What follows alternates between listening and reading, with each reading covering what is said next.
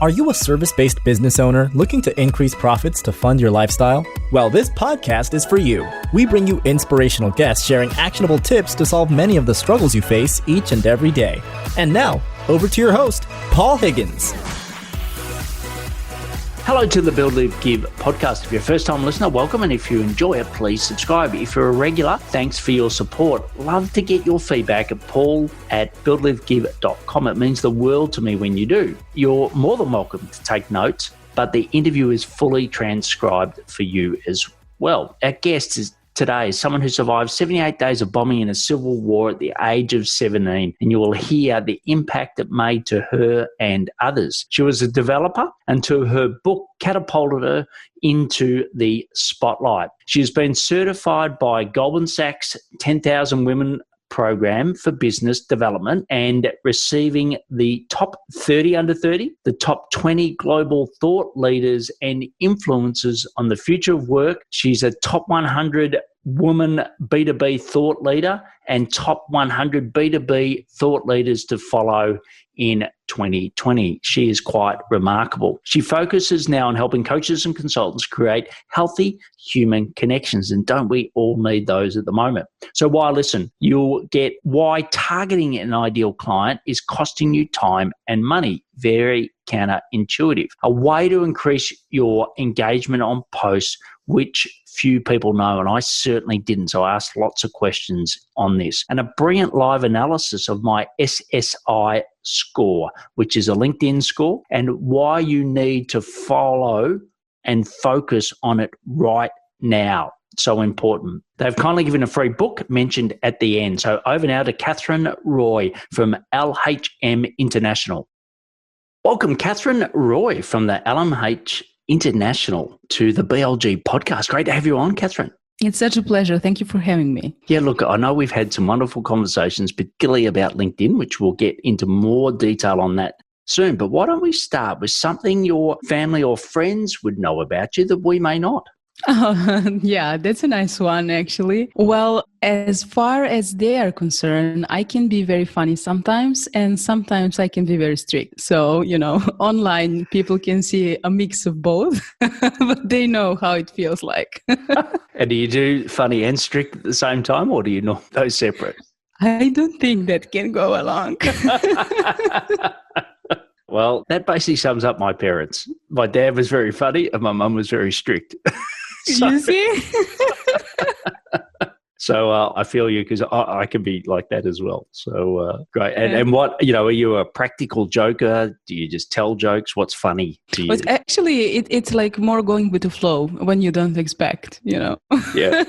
It's not like staged or anything, but my husband is very funny. So I think that I was the strict one and he was the funny one until his funniness. I invent words sometimes. Actually came on to me, so... Excellent. And I think you only speak 8 languages, is that right? Oh, wow. Yeah, not so well, all of them, but yeah. Yeah, so you speak 8 languages. Is there, when you speak languages, the humor different, or when you do the humor, it's the same no matter what language? Oh, well, I think in my native language, which is Serbian, it's like the most intensive, if I may say so. But I'm very good in English too, so, it depends. Excellent. Well, I know you've had a great background and, you've achieved a lot of things. Why don't you just give us a quick summary of how you got to LMH International? Yes, thank you for asking that. Well, it wasn't planned. That's what's the most interesting thing. I published my book in United States in 2017, and my book became a bestseller on its release day. So a lot of attention suddenly came onto someone who is an introvert, and I needed to find a way to deal with it somehow. So basically my network started to expand, and I started working as a personal growth coach because my book is a system for emotional and intellectual growth. But as the business expanded, people started reaching out with, how are you doing that? So my background in education is Master of Economics in the field of information technology. So believe it or not, I was a Java web developer for 14 years. not just easy stuff like websites, but serious core programming. So I use all of that now as something which helps my business, especially on social media. I finally do what I love. I'm helping people, and this is how I decided to step from being in the background like an introvert to learn how to become an extrovert and to show up. Excellent. And you said, the JavaScript and the developing helps you with your social media. Just tell us a little bit more about that. Yeah, because as a programmer, you get specifications and you get algorithms. You need to understand that and then create a program. And my job was mostly in very serious businesses like finances and insurance and something like that. So social media are just web applications for me, and very easy web applications considering the things that I was doing. So I recognize the behavior of an algorithm. So I see social media very differently than digital marketers, because they see that from the user perspective. And I can guess, if I may say so, from the backend perspective. So I easily spot the change and then I implement it, and it's like a way of continual expansion. Okay, excellent. And you talked about, this shift from introvert to extrovert. As a rough rule of thumb, we've probably got 50%. I don't know the exact stats, you may know, but, we've got a lot of introverts listening that are looking to build their brand, looking to, be more prolific on LinkedIn. What's some advice, given your experience of, being more of an extrovert with a natural preference to introversion? Well, you know what's interesting? The most important content which we can create, which will actually make that connection with our future clients, is video content. And to create a video content, you need to be an extrovert. For an introvert, that's very difficult. So what I did was creating video content for closed Facebook groups first, because as an introvert, I needed safe space. And that sounds funny because now I'm everywhere, So once you start feeling that people are supporting you and that you are giving value, the more value you give, the more people will be grateful, and then your self-confidence grow. And then you realize that if you show up more and help more people, your business will grow more. And then it just flows naturally. So LinkedIn is a gold mine for business. Microsoft bought LinkedIn 2 years ago, and they won a piece of cake from other social media.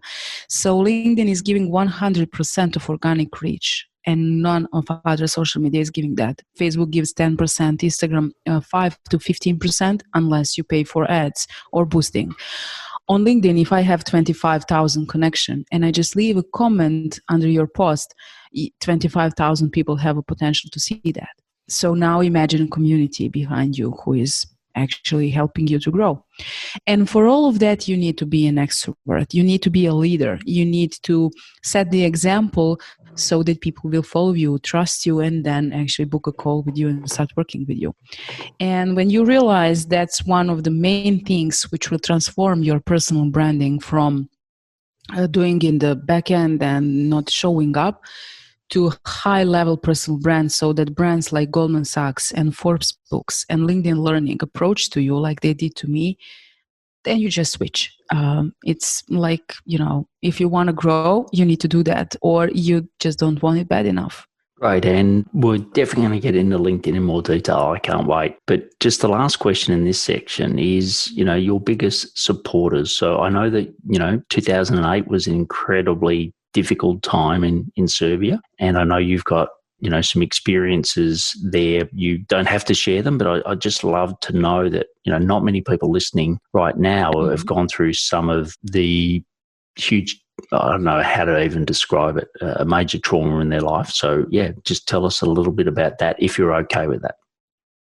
Yeah, sure. I was born in ex-Yugoslavia, which was a very beautiful country, but unfortunately it was going through a civil war during the 90s. And I was one of the lucky ones who lived in North Serbia, so we didn't have war on the field.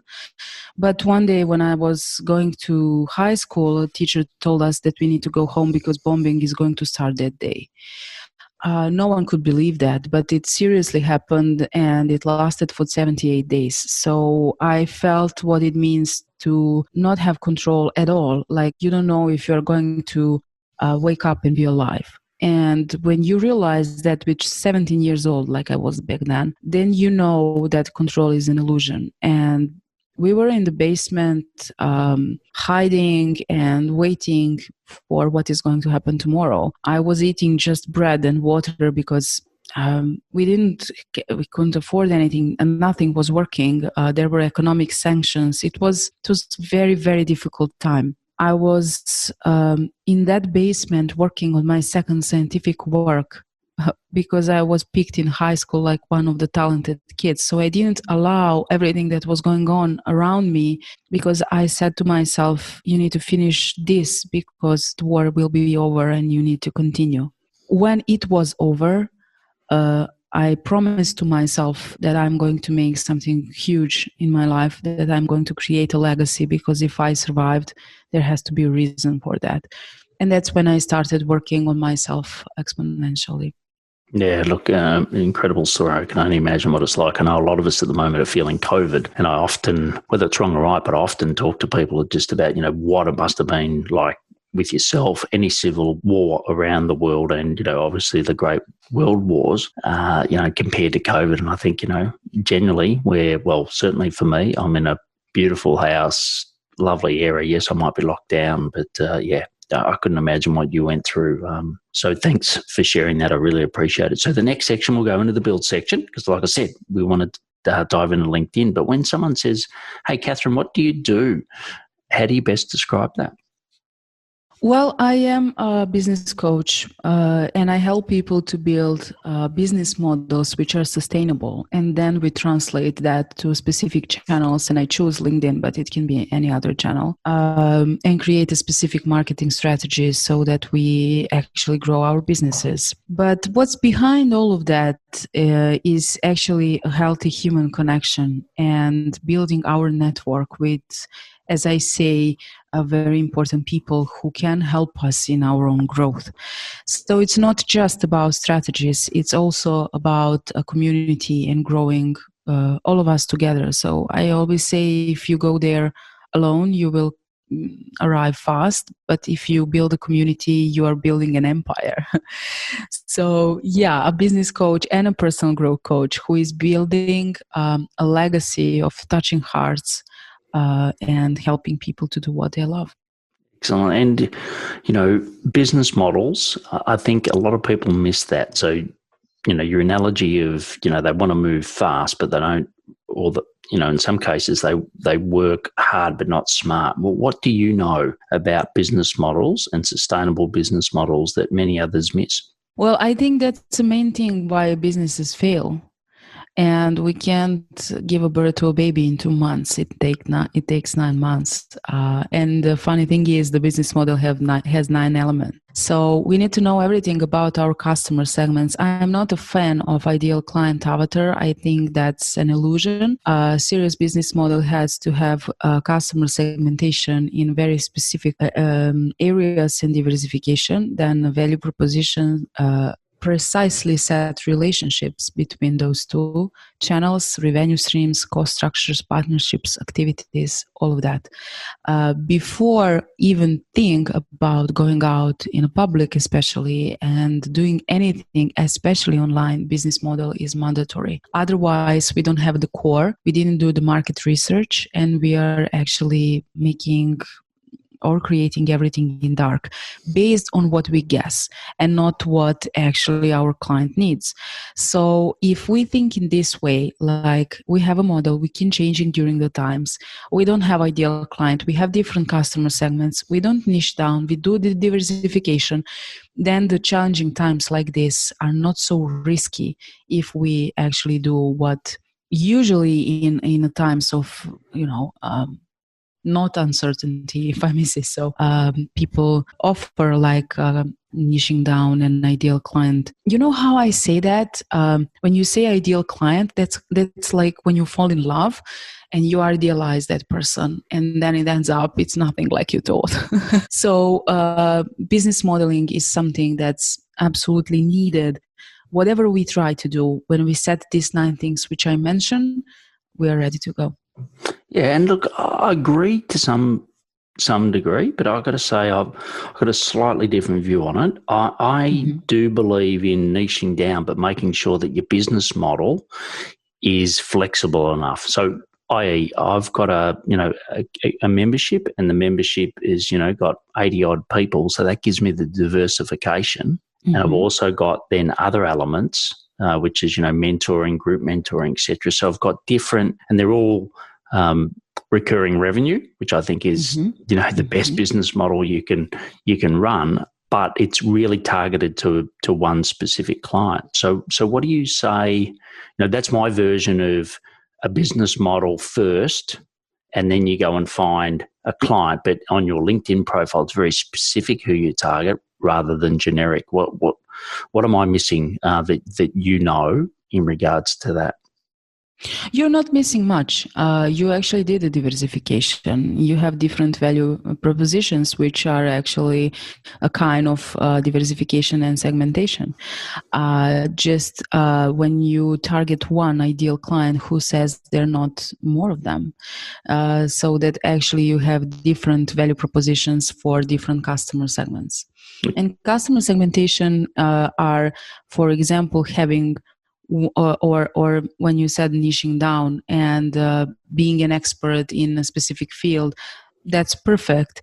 But for example, in my case, when I'm working with my clients and I'm helping them to build businesses, and they say, hey, but I need an e-commerce, and I need an e-learning platform, and I need to publish my book, why wouldn't I actually make diversification a little bit more wide and hire teams which can offer those services and make it expand more? So I'm not against niching down or idealization of the client. I'm just saying that there can be more. I call them customer segments or ideal clients, so more than one. And there can be more than one niche where we can focus. Look at big brands like Nivea, for example. They have creams for babies, but they also have creams for anti-aging, right? And those are 2 different customer segments, and they are still in cosmetics, so they are niched down, but not as much as they could be. Yeah, and look, I get that. And, at Coca-Cola, we sort of had an ideal client, or we had a target market for each of our brands, but it was, that wasn't who consumed the product. Or sorry, that wasn't only who consumed the product. So yeah, I completely understand that. And if we want to get your 9 elements, is there a place we can go to get those 9 elements? In my coaching. Okay. That's the secret sauce. Okay. All right. You're not going to give that one away. Okay. Excellent. And look, we've talked about LinkedIn. So, once again, what do you know that many people miss around using the brilliant, if it's 100% organic reach, what do you know about LinkedIn that a lot of other coaches and consultants miss? Well, the first thing first, LinkedIn was used as a CV, as a static presentation. Now LinkedIn is a social media, and the profile can be set as a landing page. So basically, as a web developer, I know it's not a landing page because it has distractions, but it can present a reputation brand on a very, very high level. What is difference between LinkedIn as a social media and other social medias are that LinkedIn is business focused. Everyone there are there because they want to do business. So you are not swimming in ocean trying to catch a fish. You are actually swimming in aquarium with huge fishes.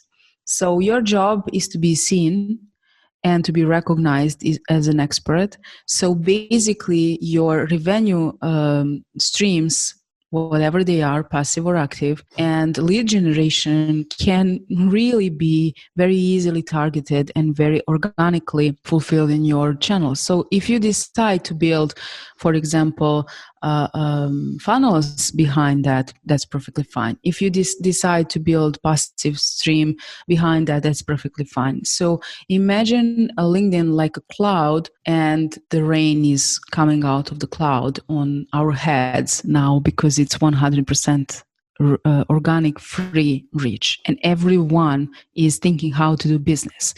So one of the parts of that model which I mentioned are partnerships. For example, what is the best place to establish different kind of partnerships, to get more visibility, to reach out to very serious companies, to very serious HR directors, or whatever is our goal? It's achievable there. An algorithm is very easy. Just show up and I will show you to everyone. So I think now it's the time, because they are starting creating business pages also, not just LinkedIn profiles. And I believe very soon LinkedIn will become pay to play game like Facebook, probably with paid advertisement with business pages. So now still it gives you like 30,000 connections, not followers, but 30,000 connections, which are high-level experts in something. And when you look at the statistics, LinkedIn is like a networking event, and other social media are actually something like a barbecue in background. So when you see it as a networking event and you show up like there and you establish, you can search anyone you want. You can even say, I want people from this company, or you can say, I want people who do this. And then you easily come from C, B to A connections, which can completely shift your business. So I believe, and in my case, because I tripled my business twice during isolation, so in the most difficult time, only with LinkedIn, that LinkedIn is a golden mine, and everyone should learn at least a bit and try it at least a bit, if not go so deep as I did. Yeah, and look, I think one of the things, the quickest tips you can get on LinkedIn profile is go and have a look at Catherine's LinkedIn profile herself. Okay, so we'll have the links in the show notes. So just go and have a look, and that's what I recommend. Some of the best experts, have a look at their profiles. You can learn from that. But I'm interested in posting, right? So, some people, I see some people that have got 15. I know you've got 25,000 followers. Some people have got 15,000 followers, but they get no organic likes and comments to their posts. So, what are they missing versus people like you that get a lot of likes and comments to posts? It doesn't exist one-sided engagement. So it's not just like we post something and we expect people to react. If they don't know us, they will not react.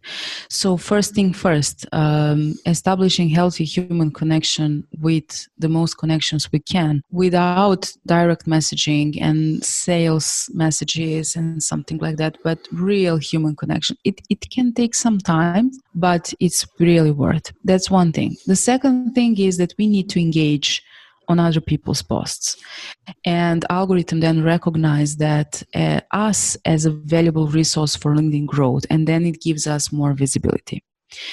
So the secret sauce is that we actually need to identify a list of 10 people who are influencers in our field, and to continuously engage with their posts, because when we do so, LinkedIn is positioning our comment at the first place, which you can see in my case many times, and other people see that, so they are connecting with me, expecting the content which is coming. And what's most important about LinkedIn is actually a social selling index. People might not know about this, but if you type linkedin.com/sales/SSI, it will give you a precise statistics of where you are on LinkedIn. So it will give you the percentage of your personal brand, of your network, of your other important factors, which shows you how is positioned your profile in terms of sales. So you need what you know what you need to work on. In my case, I'm in 1% of industry and 1% of my network. And if we talk about my network, people like Ariana Huffington and Vincent Lakiani and Bob Proctor, and I don't know how many influencers are all in my network. So once you get to that circle, an algorithm recognize you as a connection of A connections, and you get support from, if I may say so, influencers, then it starts to roll. Posting content without giving a value to other people's content will not help with it. Great. So look, I must admit, I don't pay a lot of attention to SSI. So let's just quickly go through. I've got mine up on my screen. So I'd love for you to just give me a little bit of feedback because, to be honest, I don't really understand it. So, in industry SSI, I'm in the top 1%. In network SSI, in the top 2%. What would is there anything I need to do to get me from the top 2% to 1% in the network SSI, or should I be happy with 2%? You should be very happy with 1 and 2%. That's a very good reach. But if you scroll down, I don't see, but I know it. If you scroll down, there are several other percentages that it shows you separately, like personal branding and what else? Yeah, so it's got current social selling index. So it's saying I'm 81 out of 100 there. So I don't know, is like an 81 a good score and an okay score? Yes, that's a very good score. And I think it's got 4 components of your score. So it's got establish your professional brand, I'm 20, find the right people, 19, engage with insights, 16, and build relationships, 25. So the lowest there is find the right people. Yeah, you see? So it's telling you out of 25, you have half of that, right? So you need to search and connect with the right people. And the right people is actually the target group which you desire to reach. And how they know that? Who knows? Right. Okay. But it's giving you precisely percentage on, hey, you need to work on this. Okay, great. And then it's got, people in your industry, people in your network, definitely a lot lower in both of those. So people in my industry, I'm only 26 out of 100. And would that mean that in my connections, I've got a low percentage of those people? Or, sorry, I'll let you tell me. What does that mean? So I'm in professional training and coaching industry, and I've only got people in your industry, 26. That means that you are actually connected with people who don't have a high SSI, so they're not leading in the market when it comes to LinkedIn. Right. And it tells you that you actually need to connect with those who have high SSI, because you have about 80 and your network is very low positioned in that case. So it means that they are not active, that they don't use LinkedIn a lot, and that means that you will not get a lot of attention and engagement. Right. And it's also got people in your network, similar thing, 55. So, okay, so back to your key point here is you need to engage on connect and engage on people's posts that have actually got a high SSI or a high influencer. How do you find out what someone's SSI score is, or is it only private to the individual? It's only private to the individual, but you can see by the engagement on their posts. Okay. You can see that. So the best thing, what I've learned in Mind Valley Quest, which I did recently, it's called networking. There are A, B, and C connections. A connections are very important people. I don't like putting people in boxes, but in terms of social media, this might be a very, very key point. So people like I mentioned, Ariana Huffington, Vincent Lakiani, Bob Proctor, Brandon Bouchard, Oprah, and so on. The B connections are actually super connectors. So those are people who are connected with A people, and C are connections. What are people mostly drawn to when they decide if they want to connect with someone is how many mutual connections they already have with that person. because LinkedIn is still a serious network, although it becomes a social media. But still, if someone sends you a request, you will check out who that person is and who are they connected. And this is how you actually get to a high level circle of engagement and be spotted by people who are seriously making huge impact on LinkedIn, and then you step out. So what's some tips on how would you go and connect with Bob Proctor? Like some of those people have got follow only, then it's got connect. What messaging or what would you recommend to get someone like that to accept your connection? When it comes to A-level connections, I tend to create a very personal message, and I make sure that I already am seen in terms of visibility for that person. So I'm not aiming for connection, but for example, a few years ago, I've sent an email to Ariana Huffington asking about being featured on Huffington Post. So she personally responded me, believe it or not, that was a magical day for me.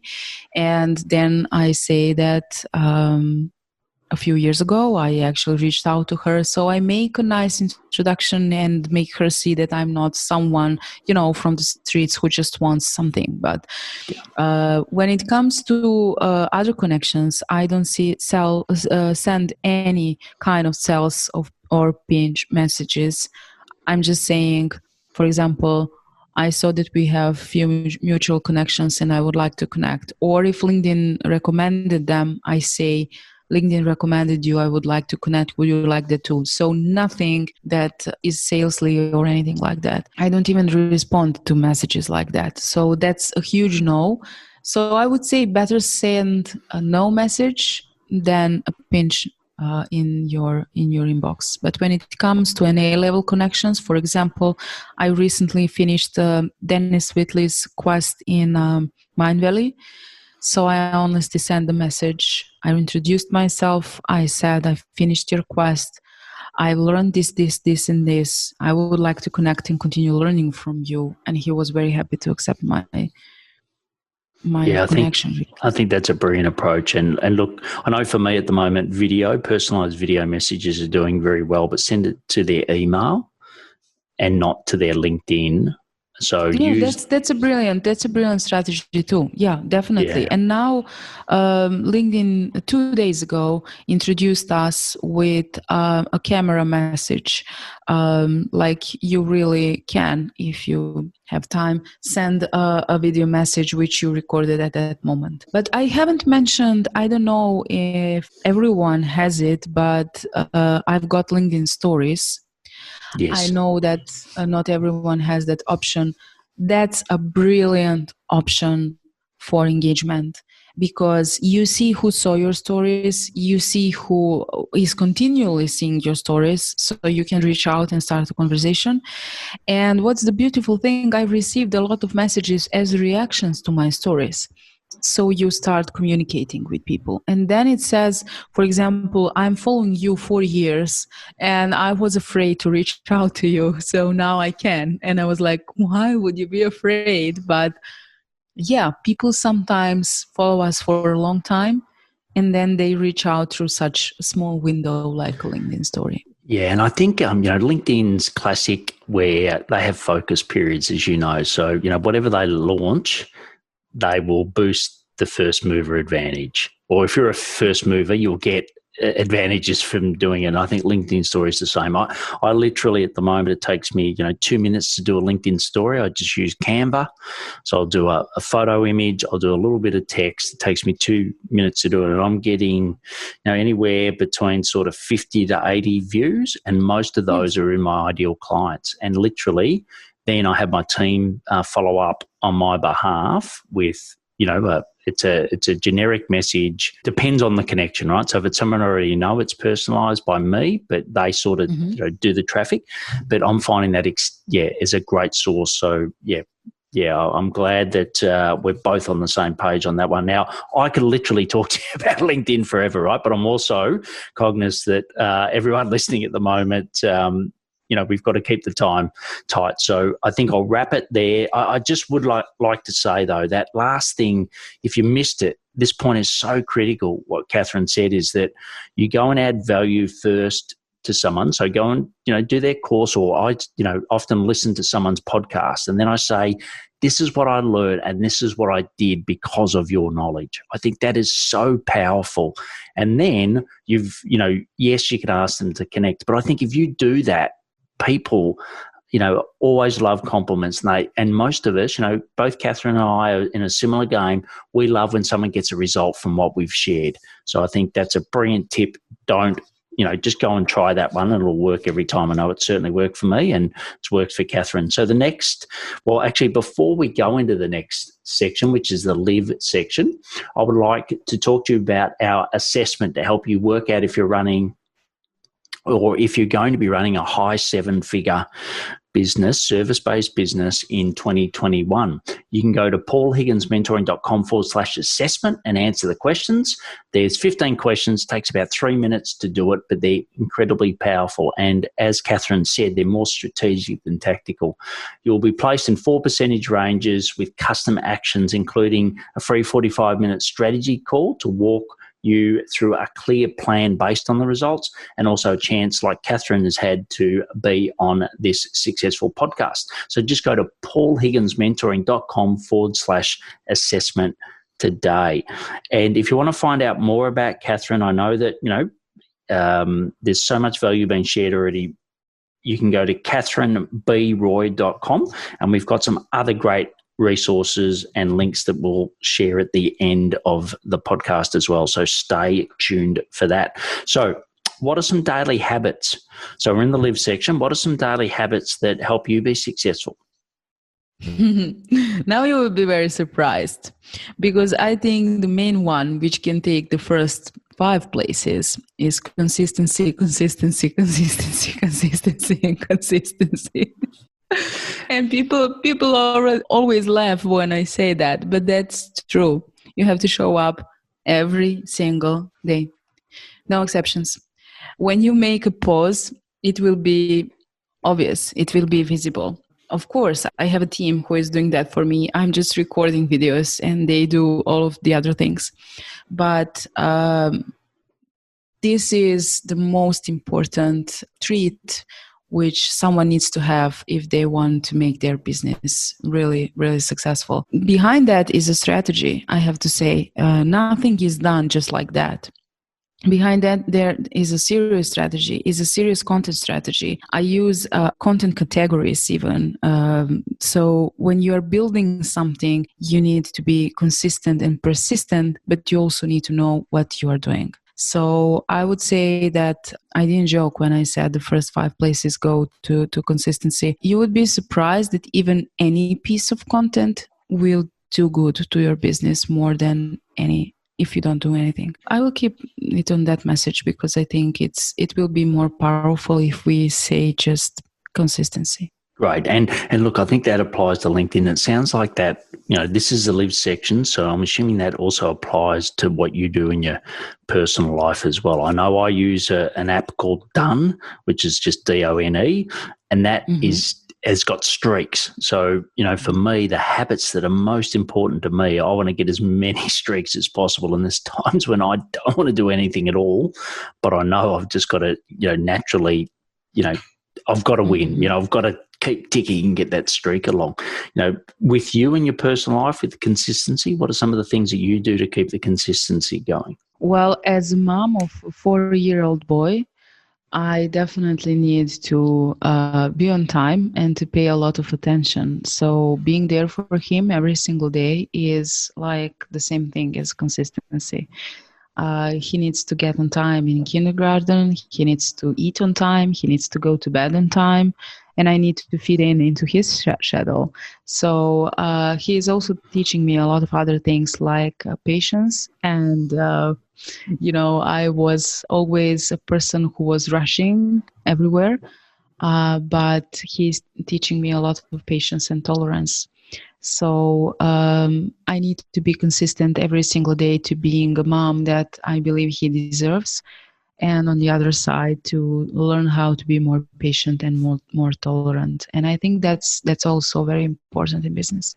Yeah, brilliant, brilliant. And I know that you and Darko, your husband, shares quite a unique trait, and that's you both are in the top 1% of Mensa scores globally. I think both are 156, so that's quite incredible. I don't think I've interviewed anyone on the podcast that has got a 156 IQ, but certainly to have a partner as well, that's quite unique. But aside That's from a funny that, story. yeah. That's a funny story if you would like to hear. Yeah, just briefly, because I know we're running tight on time, but yeah, go for very it. briefly. So we went there because I needed to do some workshops in Mensa, and for that you need to be a member. We went to do the test, and we did everything differently. And we were like, okay, now one is dumb completely and one is a genius. And we are together 18 years. So we are a long, long time together. So when the results came in the closed envelopes, we opened and we were really shocked because actually there are more than one, right answer. Of course, different types of intelligence, but both in above 156. They actually couldn't measure our IQ. So we don't know which one is more smarter than the other one. Classic. Well, you're both smart there. I think that's the short. But Darko's listening now. I'm going to make sure he listens to this. What would you like to say to him about the support he's given you through your journey? He is my best friend and my husband and my colleague and my partner and my everything. And without his support, I definitely wouldn't be where I am now because we were jungling with so many things and he never left my side. So if I could wish anyone something, I would wish someone like he is. So a person who allows you to grow and grows with you. Excellent. I can see the smile on his face right now as he listens to that. So the next section is the give section. So what charity or community are you passionate about and why? I'm very passionate about helping kids. So every time we can, we donate to organizations who are taking care of children without parents or children who are unfortunately homeless or something like that. Yeah, I mean, I'm assuming, given your experience that you shared before, you would have seen, unfortunately, a lot of that in your lifetime. Is that a reality that you've unfortunately seen that? In my past, yes. So I'm trying to be a shining light, at least for those little beings who are now stepping into this world. Great. Well, look, I support a charity as well. My book, Build, Live, Give, all the proceeds go to that and a good proportion of my revenue. So it's called the Purple House. Just go to purplehouse.org.au to find out more. So the last section is the rapid fire section. And I'll ask you 4 questions and get some rapid fire responses. So the first one is, what are your top 3 personal effectiveness tips? Integrity, consistency, and lovability, believe it or not. Excellent. The world needs more love, especially right now. And what tech is essential to running your business? As an ex-programmer, I don't like tech anymore. So maybe we put your phone down, something like that. All right. Excellent. That is funny, by the way. What is your best source of new ideas? LinkedIn. And the last one, which is not a one-word answer, but the last one is, what impact do you want to leave on the world? I wish my legacy to be every heart I touch by making this world a little bit better place. Beautifully said. So look, you can find out more about Catherine at catherinebroy.com. We'll put all the links in the show notes, her LinkedIn profile, which I definitely recommend you check out. And also, she's given us a free book as well. So the top LinkedIn marketing strategies. So we've heard a lot here, but there's more within that. So just once again, go to catherinebroy.com. You can also book a free strategy call with her, which I highly recommend you take up. And also check out a book, Live from Your Heart and Mind. You can also find that on Amazon, I'm assuming, Catherine, and maybe on your site as well. It is on my website, but it's actually everywhere available online. Great. Excellent. All right. So look, it's been an absolute joy having you on. I think you've shared so much value about LinkedIn, but also life in general. Your story of, was quite incredible, and just keep doing good to the world, or in the world, as I should say. So thanks for being on today. It's my pleasure. Thank you for having me. That was such an incredible interview with Catherine. Sorry it took a little longer than normal, but her knowledge on influencers, LinkedIn, SSI scores were just gold. And I was so inquisitive. I just wanted to keep going. This podcast will be released on her son's 5th birthday. So happy birthday, Alexander. You can get the full transcription and show notes at paulhigginsmentoring.com/podcast. What was your biggest takeaway from Catherine? There were so many I had. I'd love to know yours, and so would she. So please share it on your socials. Just take a photo of the screenshot and mention her and her company. She'll love you for it. To find out more about Catherine, you can go to her website, catherinebroy.com. If you believe someone you know would benefit from the show, please share. They will love you for it. If you want to know if you'll have a low or high 7-figure business in 2021, go to my assessment. It's paulhigginsmentoring.com/assessment. Please take action to build, live, and give. Thanks for listening to the Build, Live, Give podcast. If you like what you heard, please share it and leave us a review. It would mean the world to us.